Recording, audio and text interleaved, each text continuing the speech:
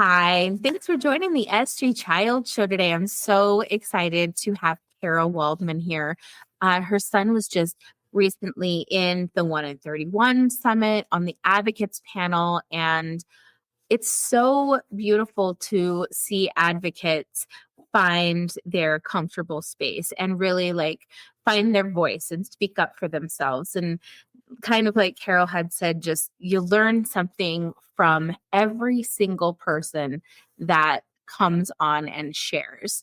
And I'm so happy to have you on here today to get to know you a little bit better. And we missed you not being able to be there, but we're so glad that you joined and cheered everyone on, and it means so much. So thank you so much for being here today. Oh, Sarah, thank you for having me. It's exciting, and I am thrilled to learn more about you. I did do a little bit of, a little chat GPT, give me some talking points with Miss Carol. And so I'm really excited to hear about more about your advocacy and policy works and things that you're doing. And I just can't imagine the changes that you are making, have seen, or undertaking. So before we get started, please give our audience an introduction. Let us know a little bit about yourself and we'll get started. Sure. So I'm Carol Waldman. I'm a mom of 3 kids. Actually, they're young adults now. 23, 21, and 18. My professional background is working in politics. I've spent many years working at the local, state, and federal level for elected officials and on numerous campaigns. And I'm deeply passionate about neurodiversity because my own son, Andrew, who's 23, was diagnosed on the autism spectrum at around age 5. And that's a pretty usual, I don't know, maybe for boys, right? Age that they sometimes get diagnosed.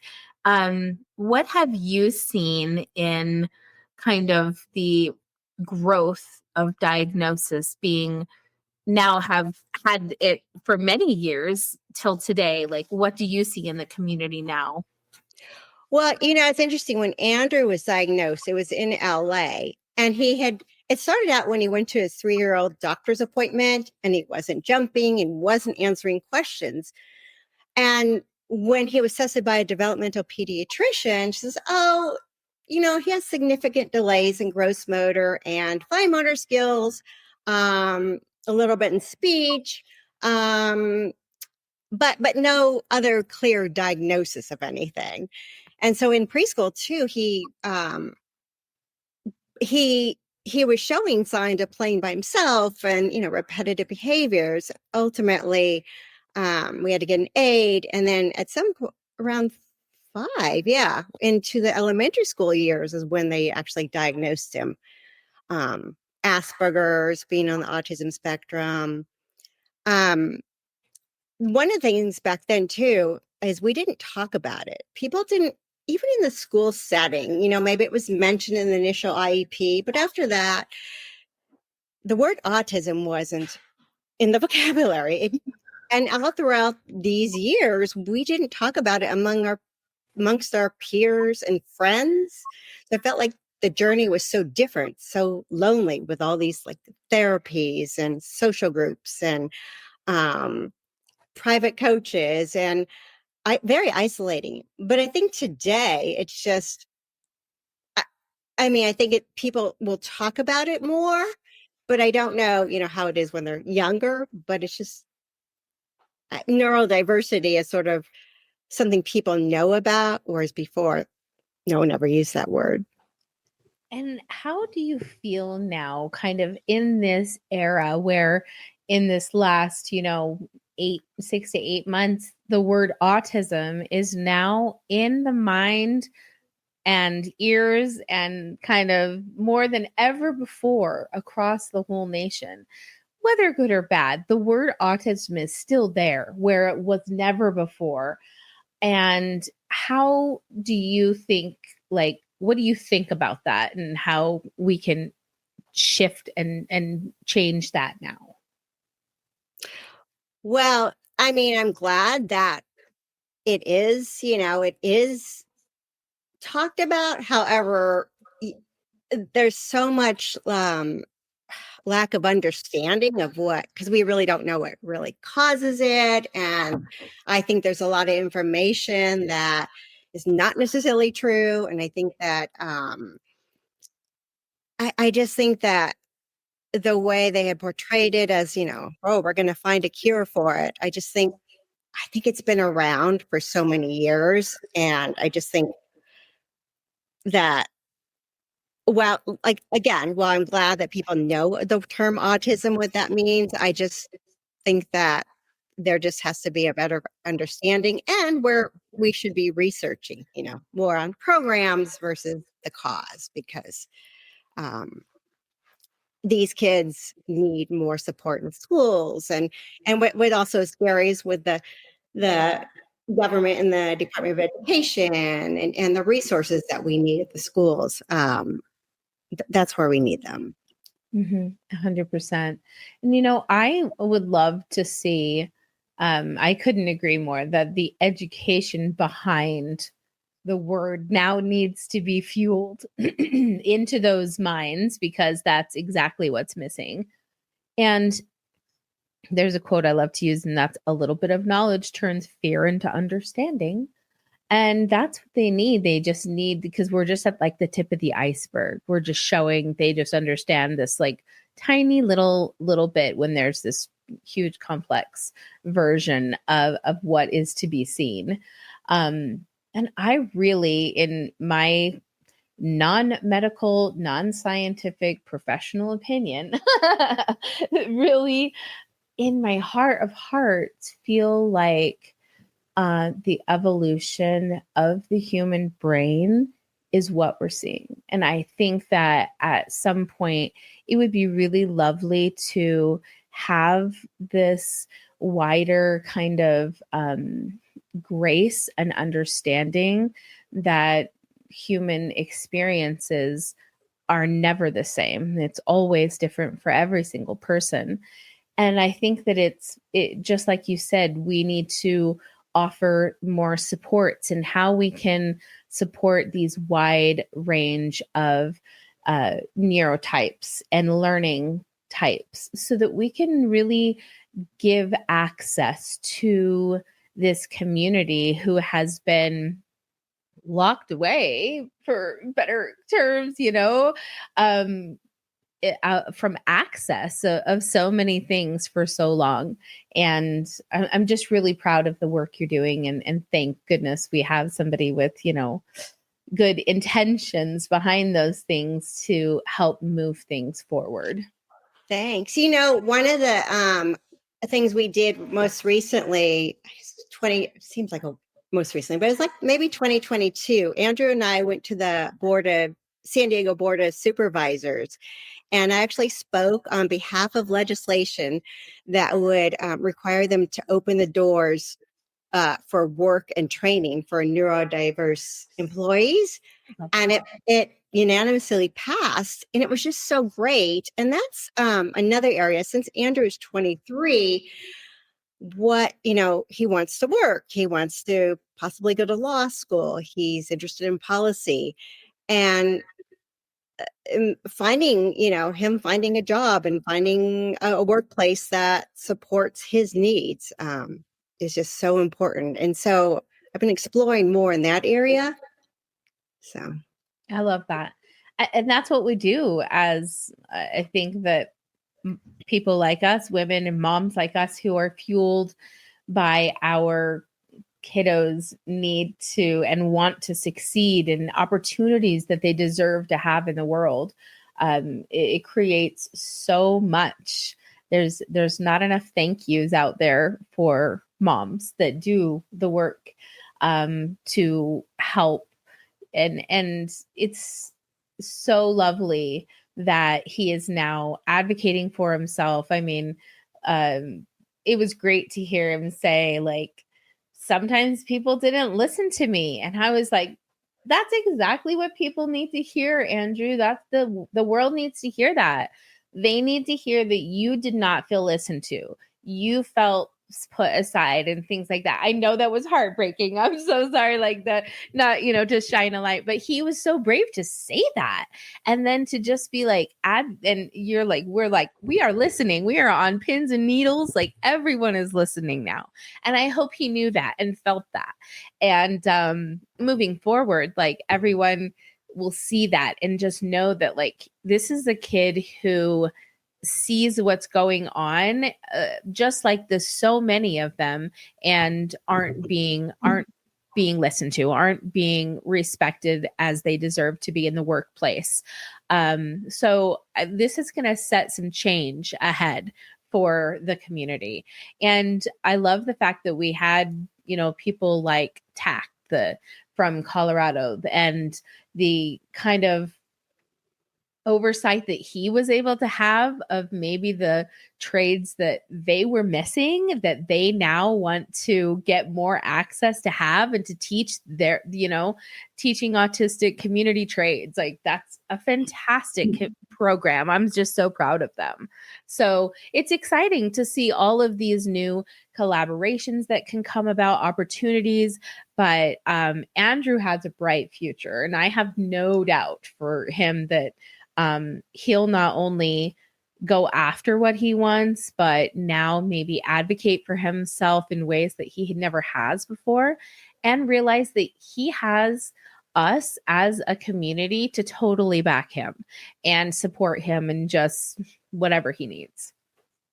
So good to hear. It is so good to hear. And, when he was speaking at on the panel, I thought about his high school years and how, I remember in his junior year, he wanted to take more AP classes, and there was this like, oh, Andrew, one's enough. You could probably just do one. And that was part of the whole IEP process and not wanting to overwhelm him. Yeah. But then at the same time, we really encouraged him to play basketball, and he wasn't the best on the team, but he was so dedicated and devoted that in the senior year, they put him on the varsity basketball team, and it was sort of the understanding that you would play only if they're winning or if they're losing, but he wouldn't really affect the game. And he was hesitant about that, but I said, it's good. You'll be social, you'll practice, you'll get your exercise. So one night he goes out there and they let him play, and he makes a 3-pointer, and the crowd goes wild. Like everybody starts to do the wave. The whole ASB like section is screaming. All the parents and everybody, just people start running down and hugging him and high-fiving him.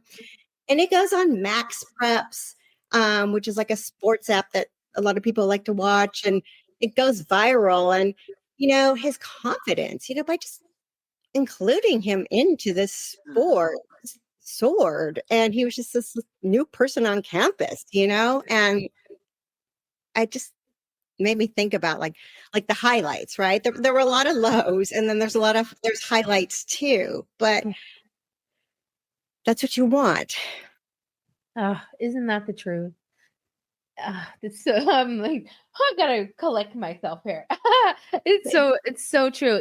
Seeing DJ a blossom in this new time of the Special Olympics, and like having people embrace him and really just want him to be a part of it. Like I see a different part of him like evolving. It is so wonderful, and it's every parent's dream in this state or journey on this, and that happens, that they're accepted, and that people want to make friends with them, and they want to make friends with others. And it's been something that hasn't been a regular thing here for us. And it's just it's kind of like all of the flowers that I've planted this year. I've never been a gardener, and I love houseplants, but I've never planted outside. And I can go out and see more colors than I've ever seen before.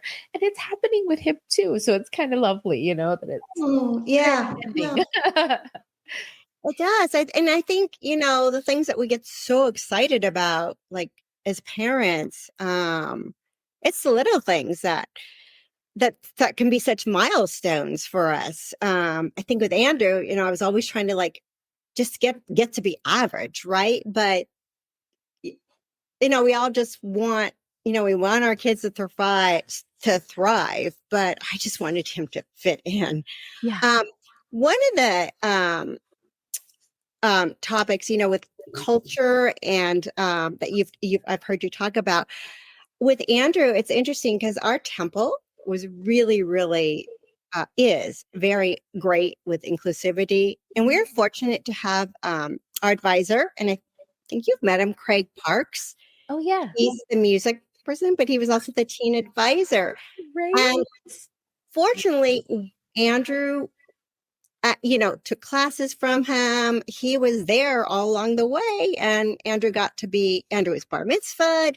Andrew went to like religious school, a teen journey program. He also was on the board of the youth group, and he was encouraged to run for office. He worked at the camp Craig started. He was a camper, then a counselor. I But love that. having somebody who understands, right? Because Craig has a young adult now with special needs. And so that made such a big difference, right? And just, wow, that forever grateful. And the temple still is wonderful. It's just, it's really very inclusive. And so that was something that was wonderful for us. And how is he finding his way now in Washington, D.C.? Can we touch on that? Is that okay? Or Yeah, no, so he started out in DC doing an internship. He worked, so there's this company, and I found this on the internet, called Broad Futures. And it's a program that mentors young neurodiverse adults in jobs in Washington, D.C. area. And so he went out there and he worked. They got him an internship at the Cormac Group, which is a legislative and bipartisan lobbying type firm. And he loved it. And he would meet with like the people from Broad Futures once a week. And they were great. And so that was 3 months. And then it ended. And now, he's on his own trying to find a job. And that's where it just, it could be the climate. It's just hard to find a work. I mean, Broad Futures did what they were supposed to do. And then now he's on his own. So it is hard. It is hard.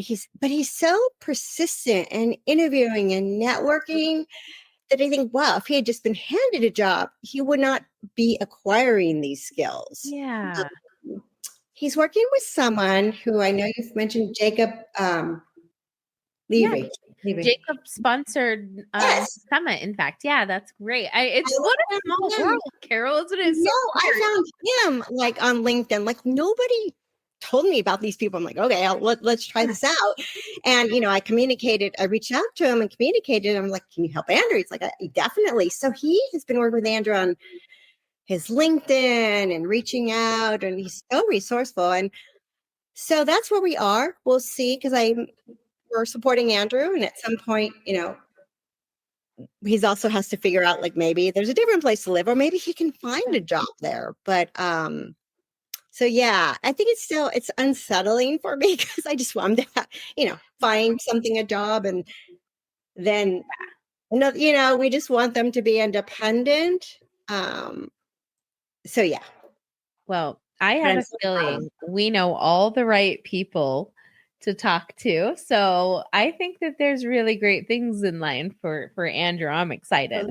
And he's open to other locations. It doesn't have to be DC. I think he just, love that. I said to him, do you want to come to San Diego? No, like, I think he wants his own city. He's really good. Like when he was in DC, he's like, oh, I joined a pickleball league. Well, he's never played pickleball in his life before.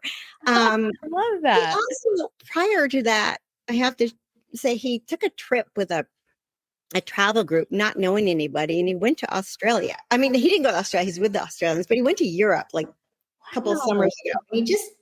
He's brave, Impressive. Very brave. Oh my gosh, that's amazing. And you're brave too. Okay. Yeah. Absolutely. Well, and Great. I let him to go to Wisconsin, and it was sort of at the end of COVID.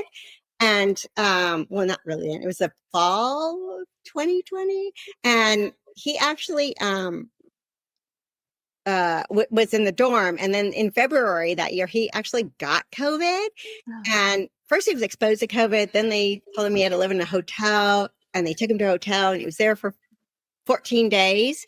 And he had to stay in the hotel. He wasn't allowed to leave the room. And at that point, I'm like, okay, I'm done being brave. But then I said, okay, well, let's get all relatives, friends, and we're just going to call him and support him. And he's like, he called me and said, can I order some? Did he love it?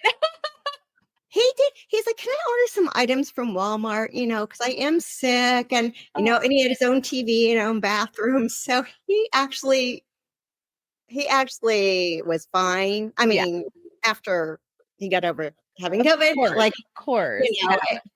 It just made me think, like, I was so worried about his mental health. Like, oh my God, like, what do? You're all the way in Wisconsin. He's like, oh, or he's like, he ordered foods and a razor, whatever he needed. Like, I love that. I just love that. I think that they're so lucky. We're so blessed that they're so lucky not to have the whatever it is in our minds that makes us worry or judge ourselves or things like that. Like, I know DJ doesn't have that part of, I don't even know what part of the mind that is, but I think you know what I'm talking about. I think it's so lovely. It's just like refreshing and beautiful, and that's why I love to invite all of these amazing people, because so many of them just have this innocent grace and fierce, persistence for life and for just like being the best person they can be. And those are the kind of people I want to surround myself with all the time. I'm so sorry I'm so emotional this one, Carol. But it is just so touching. And I'm really grateful that we got to do this. Yeah, I have to say, though, they changed so much, because when he was in elementary school or even middle school, couldn't have told you he was going to go off to University of Wisconsin, and then in high school even, you just don't know. I just knew to advocate for him, because had I not, even with the great public school that we were in, there's still this question, well, should he graduate? Should he, like, what's your plan for him? Like, what? I have to have a plan? Of course he's going to graduate. But you realize you do, like, as a parent, you had to. And it really, I have 2 other kids. So I was like, oh my God, this is like full-time plus a job. Yeah. But I want to empower other parents too, because I've been there, and, I'm just so grateful the supports I've had, but it was also hard, and now I'm in this, journey of like this next chapter in our life, and it's hard. And yet I know that there'll be great things. I think he's going to do great things, and I think I'll be able to help others with this process as well. Yeah, he already has. I mean, the amount of people that have already seen the summit and watched the advocate panel, like, he already inspired others. He's already made changes and like changed lives. Yeah, absolutely. And mine, like, he literally, I'm so grateful to have you guys as new connections. And I think it's just so special that we can have, and I've said this in the past on a lot of different podcasts, but I think it's so important that we take time to nurture relationships with those that are come before us at the same time, kind of that at the same journey we're at, and the people who will come, but behind us or whatever you want to call it, and then help them and be able to reach your hand out to them, because it's so different for each family. But the thing that is all the same is that you only feel isolated until you know that you have this community, and then that goes away and you just feel love from then on out. So, and I hope that you found that in your own community with your own, and with us now here at Yeah. No, I mean, yeah, I still need it. And yeah, I also, I mean, my dream would like, I'd love to see a neurodiverse placement agency. I would love to see so much more out there. I'm like, oh, can I start that? How do I do this? And also with my background in policy, and I'm a delegate on the Democratic Central Committee, so I'm so active in politics. I want to, be up there when legislation or make a difference in legislation as well. So I'm in this, and I love meeting people outside of California too, because this is just great, meeting. And then I'd like to go more to some of the, in-person type events as well. And I love all the virtual summits, but connecting is really important because we can help each other. And I just feel like we need it. Absolutely.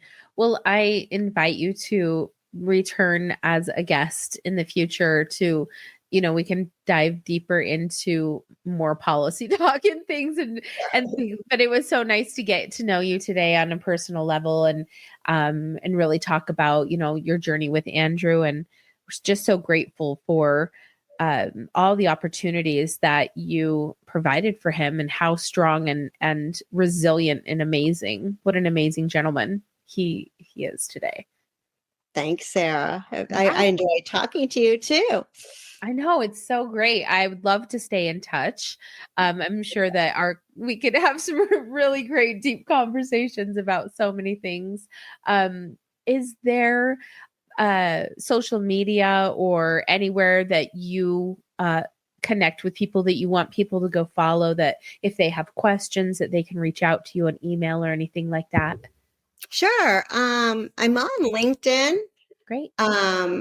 And and I can send that information to you, LinkedIn and Facebook and Instagram. Working on a Facebook page or a website. I'm working on a website right now because I Love that. want to share I've been on a couple other podcasts, so I want to share these podcasts too.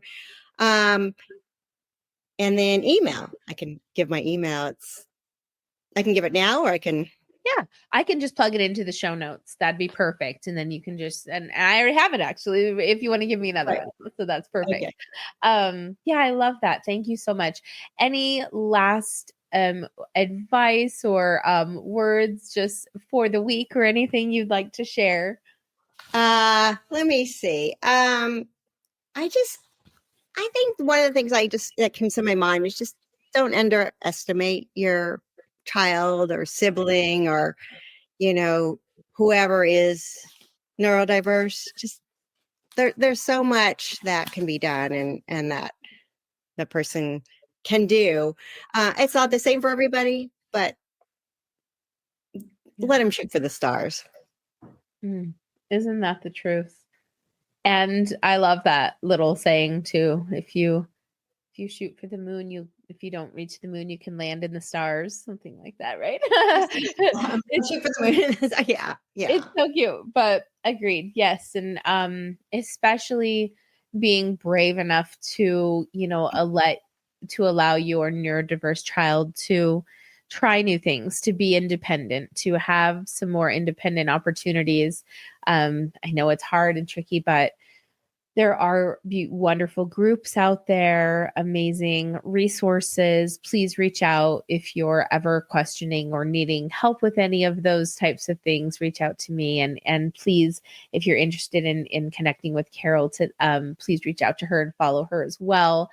Thank you so much. I look forward to staying in touch, and I'm excited to see what happens in the future for everyone involved. Thanks, Sarah.